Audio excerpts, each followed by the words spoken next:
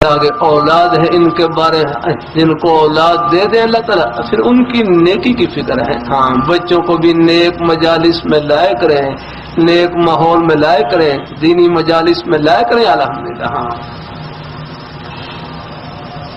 یہ ہمارے بچے بیٹے ہیں نا کوئی سکول کالج کے ماحول میں ہوں, وہاں بھی اللہ ان بچوں کو اپنی بارگاہ میں قبول فرمائے, اپنے نیک رستے پہ قائم رکھے. غلط ماحول سے بچنا ہے, غلط صحبت سے بچنا ہے. ہاں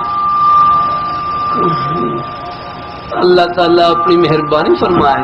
تعلیم کے روپ میں بچوں کے اخلاق کا جنازہ نہ نکالا جائے. ہاں صحیح بات. ہاں ہمارے کتنے بزرگ حضرات ہیں, ہمارے بزرگ بھائی بیٹھے ہوئے یہاں پر, سکول کالج کے ماحول سے گزرے ہوئے, لیکن دل سب کا اللہ تعالیٰ کی محبت سے بھرا ہوا. اللہ تعالیٰ اپنی مہربانی فرمائے. ہاں سکول کالج کی تعلیم کا مطلب یہ نہیں ہے کہ بالکل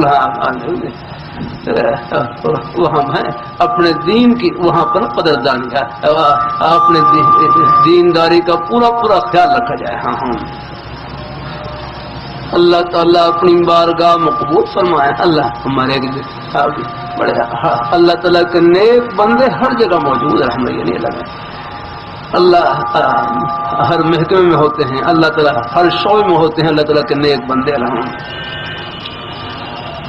اللہ تعالیٰ اپنی میں نارا منڈی میں قرآن کا حفظ کرتا. نماز کے بعد وہ سکول کے بچے چھوٹی چھوٹی کاپیاں ان کے پاس ہوتی, نمازیوں سے دستخط کروا رہے ہوتے.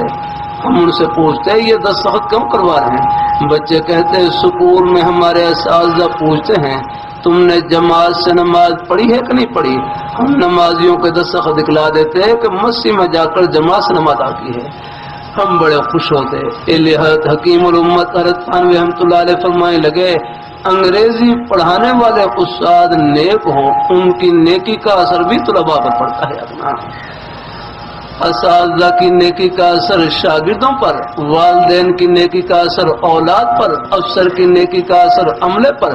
جو جتنا با اختیار ان کی نیکی نمونہ اور سب کے لیے مشرہ ہے. اللہ تعالیٰ اپنی بارگاہ میں قبول فرمائے. اللہ تعالیٰ اپنی بارگاہ میں قبول فرمائے. اللہ ہم سب کو اللہ اپنے ایمان پہ قائم رکھے, اللہ اپنے دین پہ قائم رکھے, نیک رستے پہ اللہ ہم سب کو لگائے رکھے. اللہ تعالیٰ اللہ تعالیٰ اپنی بارگاہ میں قبول فرمائے. اللہ اپنی بارگاہ میں قبول فرمائے. اللہ ہم سب کو اللہ اپنے ایمان پہ قائم رکھے, اللہ اپنے دین پہ قائم رکھے, نیک رستے پہ اللہ ہم سب کو لگائے رکھے. اللہ تعالیٰ